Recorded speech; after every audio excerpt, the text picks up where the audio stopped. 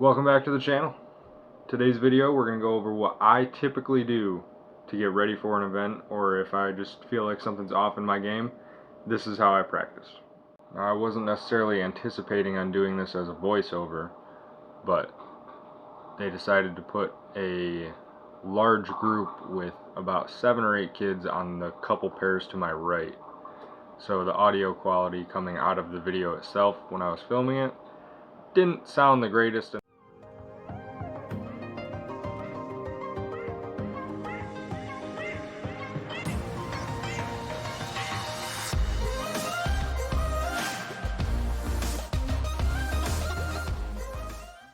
Part 1 is just going to be working on solely hand positions. I don't really have a warm-up phase before I get into practicing things. I just like to go right into like what I do for the practice session at a tournament-ish. I just work on trying to make sure that I can manipulate my hand position and try to feel what is working better that day. So a lot of these, it's going to look pretty much like I'm doing a kind of similar to like a 7 arrows drill, where I'm just progressively moving across the lane with the same ball in my hand, just trying to manipulate my hand position to get it to do what I want.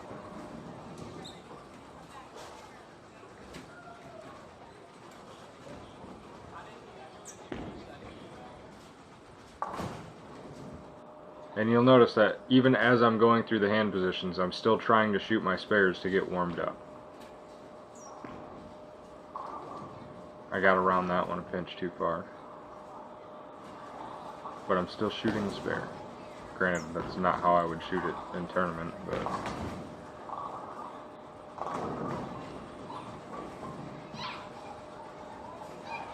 And now this one I just switched over to the Trident Horizon. Another bigger ASIM. Which that is also something that you guys might want to try to look into a little bit. Sometimes ASIMs are a lot easier to kind of trap it up the back of the ball and get it to trap. Whereas symmetrical balls, for me, tend to roll out a lot if I don't get enough rotation on it. Just makes it seem a little bit too finicky.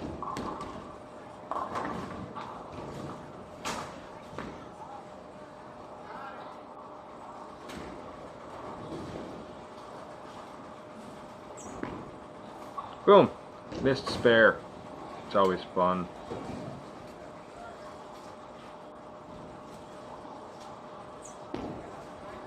Urethane apparently hooks out of the house today. And this is all supposed to be shot on a fresh house shot. That's what he told me I was bowling on, but with the down lane reaction, I don't really know what I was bowling on, but it didn't feel fresh house shot-ish. If that makes sense.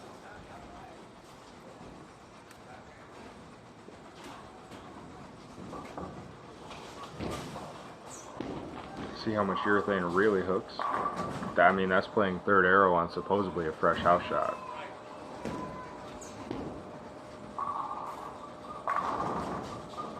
With urethane. That's not even microcell, that's true urethane. There's a Venom Shock with a lot of rotation thrown really slow. Now we get into the bread and butter. What I think everybody really needs to work on. I don't care if you're a PBA pro or you're Joe Schmo on one bowling league a week just out there to have fun. If you want to improve your scores, spares are where it's going to be. I've missed a lot of cuts because I couldn't shoot spares. Which, even for me, it's a day-to-day basis on whether or not I can shoot spares. Some days I'll go 100%, other days I'll go 5%. Which on 5% days, those are days that I lose a lot of money. But here we go on a bit of a tear shooting corner pins. I think I went 4 or 5 in a row, taking just the 7 and 10 pin off. I was pretty happy with that one.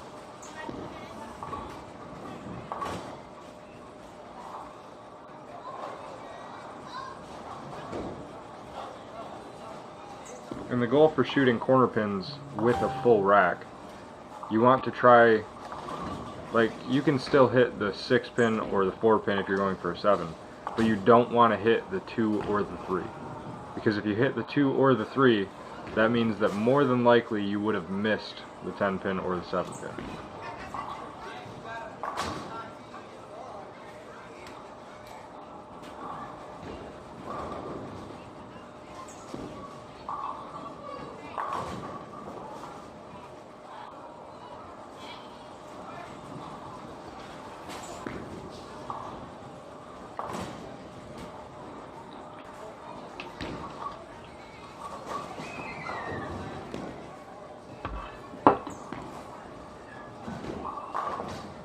That was a 3-6-9-10 because, or a 3-6-10 shot, because I tend to miss the 3-6-10 more than any other spare.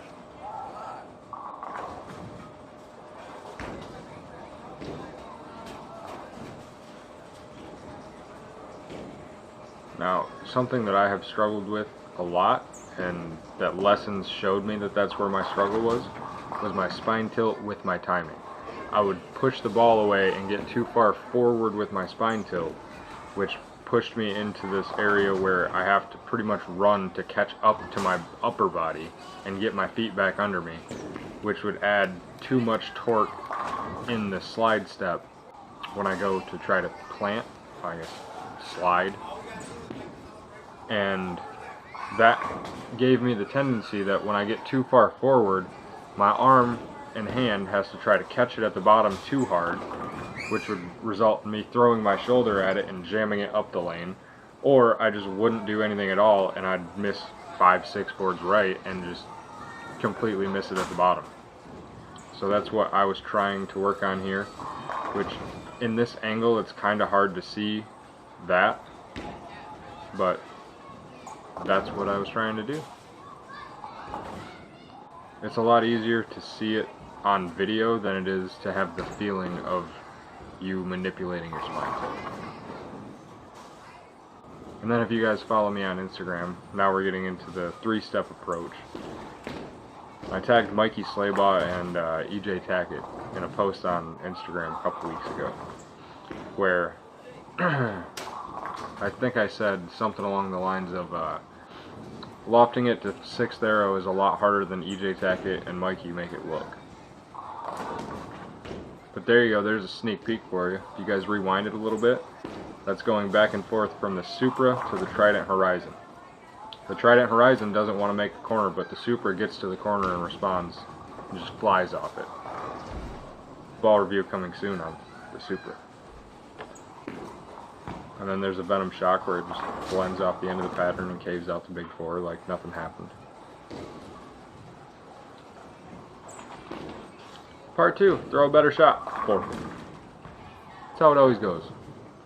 The one that's like super high, shouldn't have carried, carries. The one that's like marginally high, 4 pin, every time.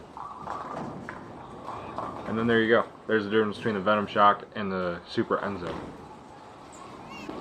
And there's another shot with the super enzo with more rotation. I almost picked up the 4 pin. And here's your sneak peek. When you don't rotate the shit out of it, it looks pretty good.